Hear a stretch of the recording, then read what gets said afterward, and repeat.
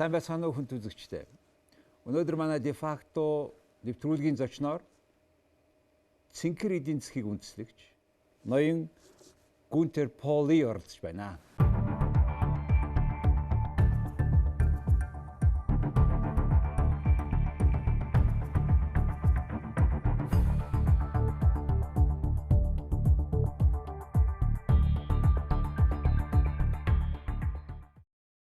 Good evening. Good evening. Welcome to Mongolia. Thank you. You had a wonderful lecture yesterday with to the university students and other people there. Very impressive lecture, as many other lectures you do.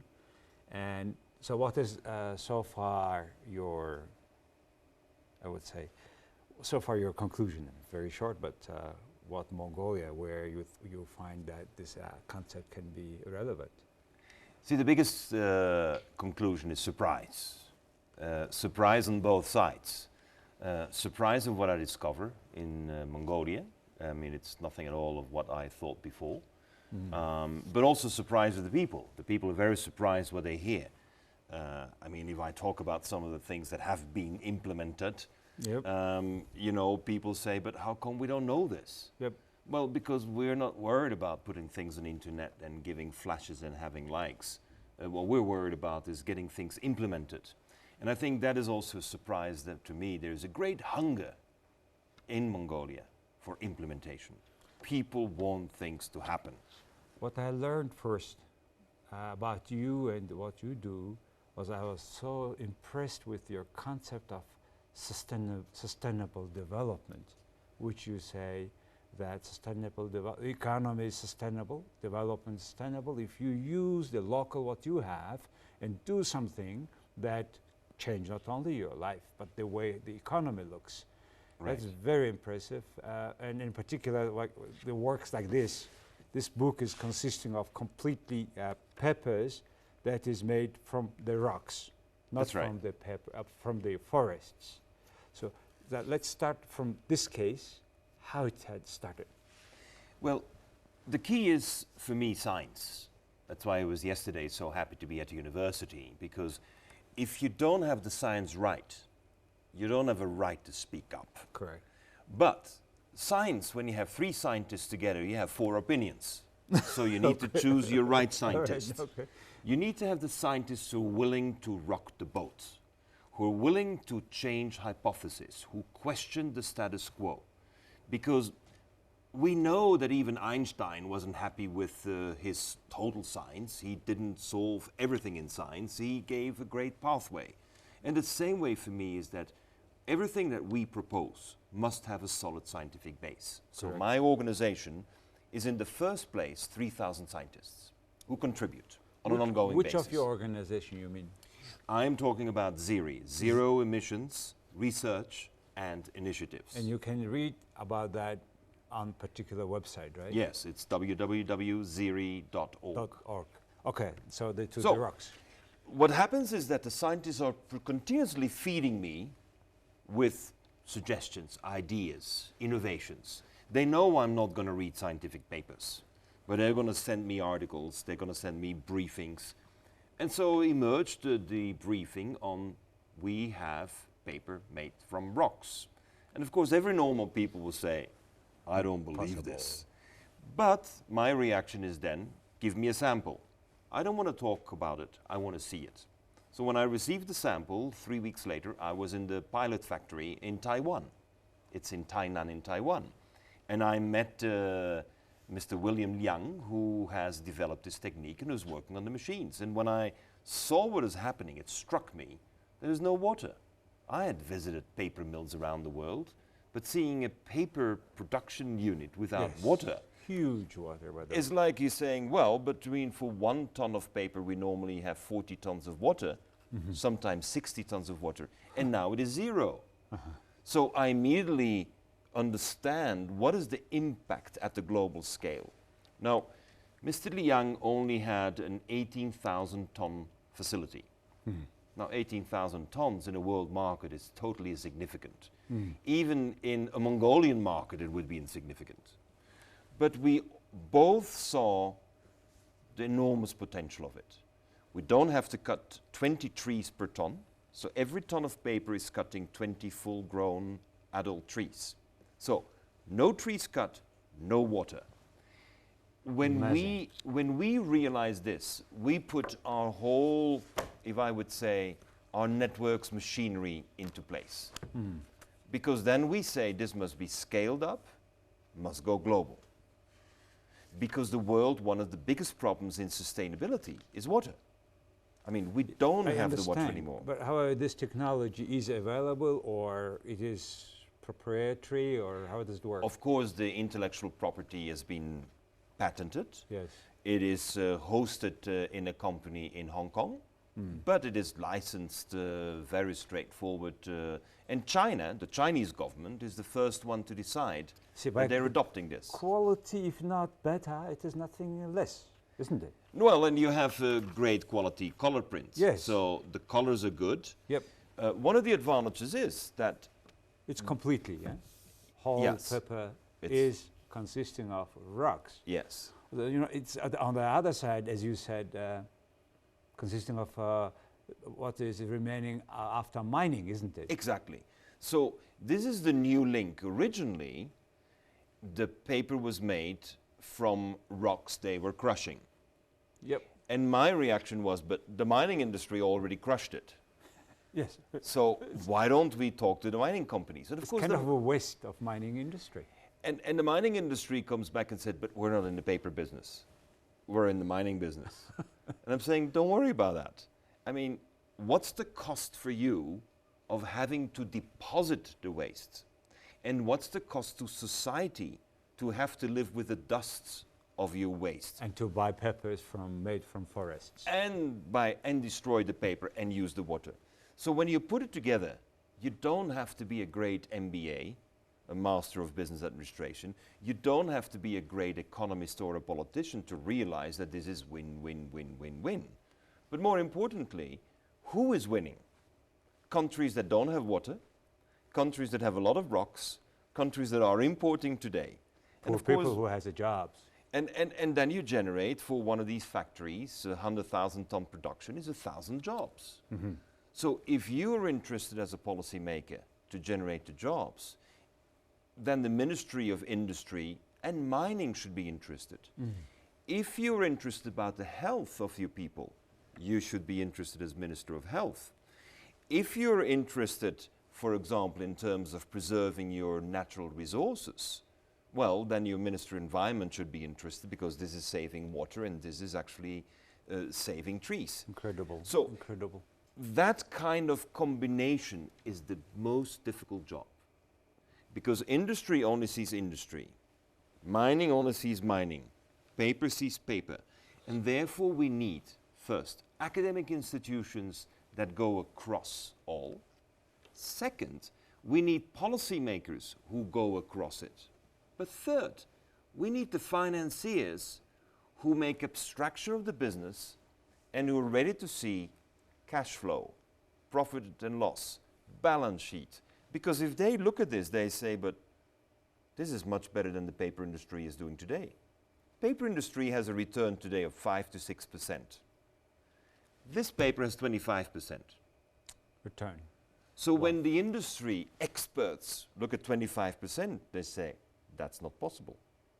But if they realize we don't pay for the raw material, the stone is given to you. It's Even all the around. mining companies will pay you to take it. Now, how often are you in a business where you're paid to take the raw material? That's what it's about.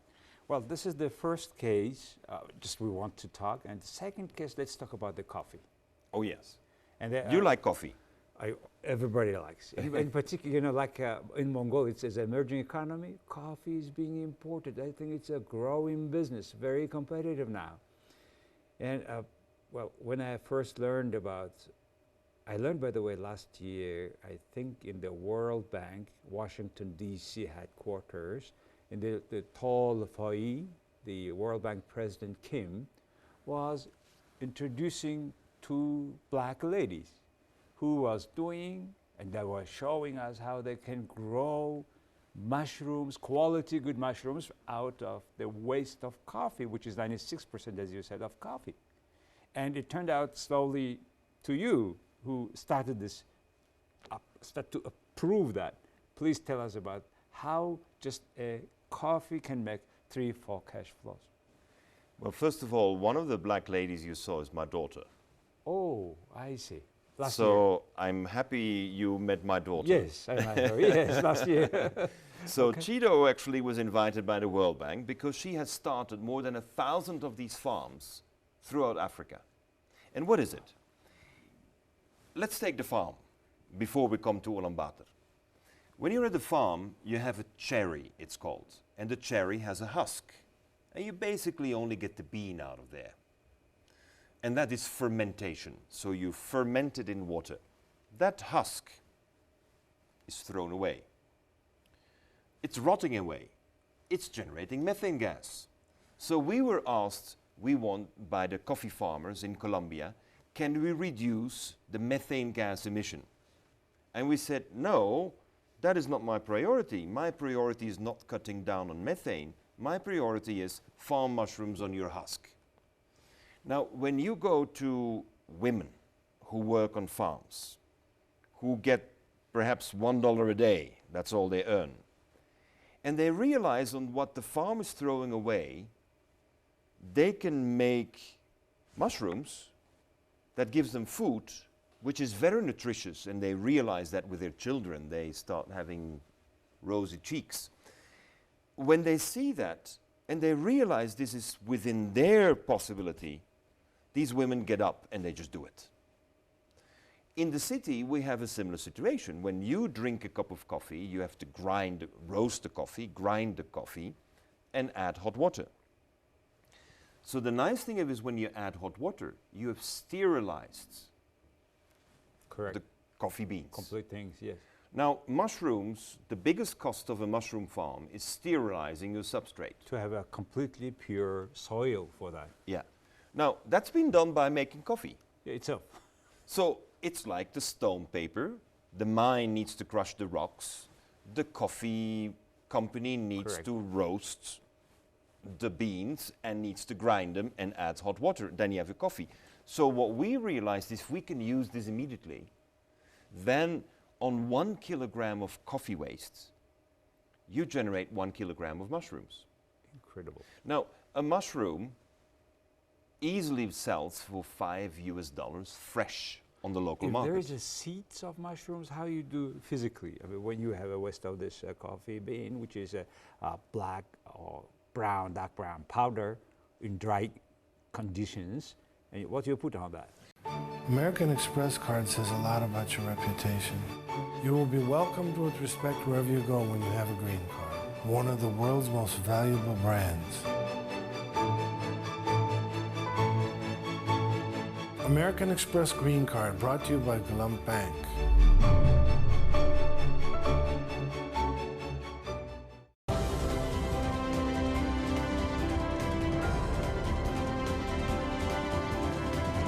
Дэлхийн шилдэгүүдийг тодруулдаг Forbes сэтгүүлийн шилдгээр Luxury King Tower Apartment шалгарлаа. Well, actually, we'll use it straight from the machines when it's still wet. Oh, I see. We don't even dry it. We're not even dry it. That's too much energy. Water. That's too much energy. Okay. So what you do, and this is the specialty of my daughter, when it's a rainy season, mushrooms pop up. She will find the local mushrooms, pick one up, take out a little piece out of the cap of the mushroom, and she will have boiled potatoes. And it's called potato dextrose. Okay. And out of the potato dextrose, she will put in that mushroom, that little piece. Close it up, put it in the fridge. And about 2 weeks later, everything will be white. The mushroom will have been growing, invading. Wow. And out of that, you take a little piece and you can put in your coffee, waste coffee. And 2-3 weeks later, your mushrooms come out. And the same quality as you would find anywhere else. The same quality as you find when you go picking them up in the forest or in the fields. Here I want to tell your concept also. You were saying that the foods you buy in the local supermarket, in particular a country like Mongolia, which is far from everything, almost 90% of the logistics prices of the cost of that food is local and international transport. Yeah. Now, if you cut it, now you have a cheaper product, high quality protein, right? Mushrooms. So you then now immediately give already access of high quality goods with cheaper price. It's very nutritious, cheaper price, and now comes a surprise. It is cheaper, but it generates more value. If you have more value, you generate more jobs. Correct. That's social So replication. you're not doing a substitution of one mushroom with another mushroom. No, no, no, no. You're transforming a food supply chain with another food supply chain. Now, if Mongolia starts to adopt coffee as a cultural product, that means that if Mongolia is importing, say, 100 tons of coffee a year, I'm just imagining the numbers, 100 tons of coffee a year would mean 100 tons of mushrooms. Mushrooms. Now, coffee, mushrooms, and what is after? Oh, well, this is where we have to learn from nature. Nature is an incredible inspiration because, you know, in nature, first of all, nothing gets wasted. The concept of waste does not exist in nature. The only species that lives on Earth that is capable of making something no one wants is us. You know. Everyone else is incapable of doing that. Whatever you leave is wanted by someone else. Second, True. the only species that has unemployed is us. Everything in nature, everyone always contributes to the best of their abilities. So, here we have a plant, which is coffee. It is transformed by a mushroom into an additional food. You have a drink and you have a food. But the leftover is very rich in amino acids. Amino acids is what builds the protein, is what we need as food. Now, I'm not suggesting that you're eating this waste coffee with the mushrooms. That is not appetizing. But if you give it to a chicken, I mean, chickens are smart. They say, this is good food. They'll eat it all. So the chickens, is converted into a chicken feed. So when I'm driving out of Ulaanbaatar and I see this chicken farm, this battery of chickens with a big tank of feed that is certainly imported, I'm saying that 100 tons of that feed could actually come from the waste of the mushrooms that is the waste of the coffee. Okay. Or another animal. Or goats will eat it as well. Sheep will eat it as well. In Mongolia in particular, this would be good food for our animals. So what we're realizing is when people drink most coffee is in the wintertime. Correct. In the wintertime, in the morning, is when you need to wake up. Now, that's the period of the year that you have need for perhaps more feed for your animals. So you farm your mushrooms, you eat the mushroom, the leftover is for your animal. So this is the coffee. Out of coffee, we have already now 3 cash flows. Yeah. Another line you were saying was, out of the coffee, the remaining of the coffee goes to textile, to clothes, to food industry, the shoes industry. That's Please tell right. us about that. What is that? Well, And how do you make that?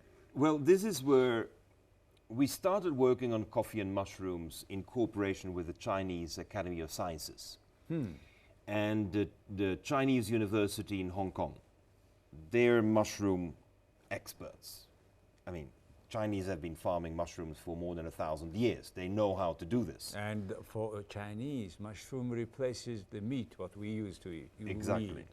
So for the mushroom, for them, is the substrate. And they had been cutting oak trees to farm shiitake mushroom. They are highly prized mushroom, the shiitake. Yes, only particular grows on shape, a yes. hardwood. Uh-huh. And it grows on a hardwood, and the Chinese government started to get worried we're cutting too much hardwood because people are richer, they have one They can more afford they can buying. afford. Then they were looking for where is hardwood, and they realized coffee is hardwood. So the original idea came from Chinese scientists. I see. Professor Shuting Chang. So what they take from hardwood, they take from coffee. Now, coffee is a hardwood. Yeah. Now, coffee is a hardwood. Hardwoods you don't eat. So what we realized, though, is that there are very unique chemical properties. Coffee is fermented and is half carbonized. So my scientists tell me, because I'm not so smart to understand all the science, but they tell me this gives you a very unique molecule, very unique structure. And this structure has inside the molecule a lot of space. And that a lot of space means, in practical terms, if you have a bad odor, it gets absorbed. So, very interestingly, I was in Colombia, and family of ours said, but you know, when there is a bad smell in the refrigerator, we put in coffee. And Coffee the next bean. day, everything is gone. Coffee bean. No, the used coffee. Oh, okay. We put in the used coffee. Well, that's what we waste every day. You just put into your refrigerator. And we realized that, but if this is done in the refrigerator by grandma, she's smart, she knows how it works. So then we asked the scientists, where do we want odor absorption? And the first thing they came up with, textiles. We want textiles that when people go out jogging, Yes, they're sweaty, yes, but they don't want to be smelly. of course. So the result is we started testing if we can put coffee into textile. And it worked. So you can have today Nike or Adidas or Hugo Boss, and they have a special line with coffee inside. And you run and you smell coffee. No, no smell. Because you don't smell the coffee, it absorbs your body Absorbs, smell. okay. Oh, I see, no smell.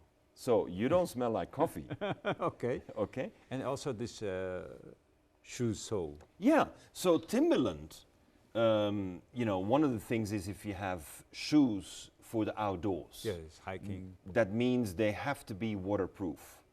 Correct. If they're waterproof You can go long.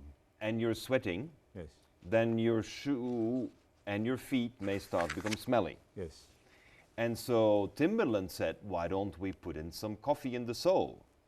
And we said, well, we've never tried, but let's do it. And so we tried it, and they put people on the hiking trail, took off their shoes, no smell. And they keep selling it now. And they keep selling it.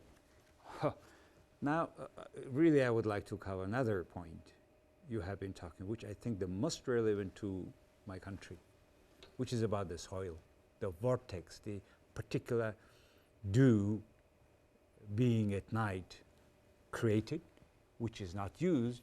If used, we can change Mongolia. How does it look, in our, particularly in our Gobi? Tell us about that, that phenomena. Well, I've done a lot of work in a country called Namibia. Namibia is like Very close, by the way, similar to Mongolia. dry. Yep. 70 million year old desert. And when I was visiting Namibia, I was surprised in the month of January, which is their summer month, that the local people would walk on the grass barefoot. And they told me, Gunter, take off your shoes. Now, of course, I'm scared of snakes and scorpions. And so this is, don't worry, we walk first, but you walk after us and you feel. And when I was walking, at once I felt wetness. My feet were wet. Early morning. In the early morning, sunrise. Yes. And they explained to me that this plant had the capacity to change the temperature and therefore attracted all the dew. Now, I discussed it with my scientists. And the scientist says, yes, temperature differential is a first good step, but what if we can add pressure? And some other scientists said, but in every desert you have wind hoses. So this is how innovation works in our case. Nature provides us the temperature differential and the repelling capacity, so the water doesn't stay on there in tiny bubbles, but is rejected so they become big bubbles. So the scientists put the two together and they said, if we're able to create a strange dome structure, when the wind arrives, the wind will be forced to start turning. Yes. Now, when it starts turning, by the sheer structure, it will speed up itself. Yes. It's what we see in the toilet every morning when we flush. It Yes. goes like this, Yes. and it goes faster. Even faster, yes, deeper. That would imply we're increasing pressure. When you increase pressure, you force water out of the air. Correct. If it comes on a surface that rejects the water, meaning making very tiny water bubbles into big droplets, then you will have water. Now, no one could expect that you would have 5 to 10 liters of water in the morning. So an Italian expert, Arturo Venetti, Arturo is an aerospace engineer. He knows pressure. Okay. He knows all of that. So he designed for us those strange shapes, and I hope the audience will be able to see the pictures of it. They see these shapes, and it was quite amazing. He could predict that there would be water. Now, he predicted about 1 to 2 liters. Now, we got 8 liters. Now, you have to imagine when you're in a desert and there's no water, and in the morning you have 8 liters of water. Everyone sings and dances. See, This is party time. you have used that technology in Latin America, made completely dry place into the thriving forest. How big was it? 8,000 hectares. 8,000 hectares is, and now it is, well, 80 square kilometers. 80 square kilometers. And you were saying at certain point, the value of the land was how many times? So when you have land that has no water, We have a lot. it has no value. True. When you have land that has water, little water, that makes you sick, it's even worse. So if you start with a land that gives you illness, gastrointestinal disease, Terrible. they give you the land away. They will pay you to take the land. Yep. If you convert it to land that gives you drinking water for free, that land is very valuable. Yeah. So what we had, I mean, you're coming from the financial world. JP Morgan, the chairman of JP Morgan flew in to look at this.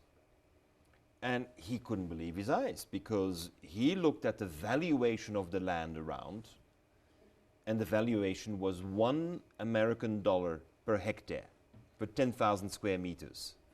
So 10,000 square meters is worth $1. Yep. And then we made the analysis of how much cash do we generate from our land.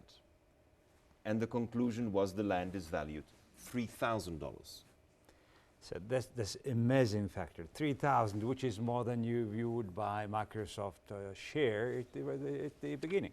If you would have bought Microsoft and held on the shares for 25 years, you made less money than this.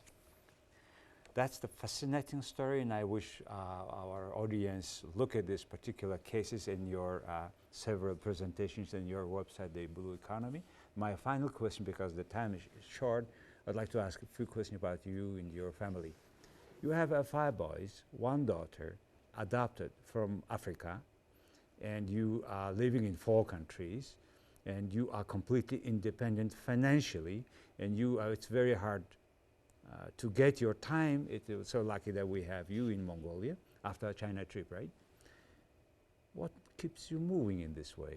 I mean, where this energy comes from? What makes you every morning, charge it like this? The energy comes from the people I meet. I actually take the energy out of everyone else. Okay. Because the only energy that we can have in life is the inspiration you're able to give to other people, the vision you can give to other people. I mean, I can demonstrate with dozens of projects that people can do better than their dreams. Now, when people can do better than their dreams, they have energy for life. True. And this is what we need. Even at the level of dreams, if you do. Yeah. Second, what makes me go so much is that I realize that the opportunities are plenty. I go to the shanty towns of Johannesburg and I tell them what great opportunities they have with baking bread. And people look at me and say, "What do you mean baking bread?" Yeah, we can bake bread in a very different way so that you and your 5,000 other families in this area can actually start creating your own jobs. The first reaction of people is that, this is not possible. We've been in this poverty for too long. We know this doesn't work. So the challenge for me to inspire the people to get out of their black box, to get out of their confined way of thinking. And they did? And they do. And they grow now. And so what you need is, when you have 50 people, you only need one. And that is, for me, the new entrepreneur. The entrepreneur who will change society because they know they can do better for themselves and for their community. My very final question. What is your dream today? My dream today is happiness. We have lost happiness in the societies. I mean, we're just consumers and we don't know how to be happy anymore. Great, me too. My name is also happiness. Jargal is happiness in Mongolia. To you then. Thank you, Gunter. Jargal. Very Pleasure. good job. Thank you. Гүнтэр өнөөдөр манай дефакто нэвтрүүлгийн зочноор энэ Цэнхэр эдийн засгийг үндэслэн байгуулагч Гүнтэр Паули оролцлоо. Их баярлалаа.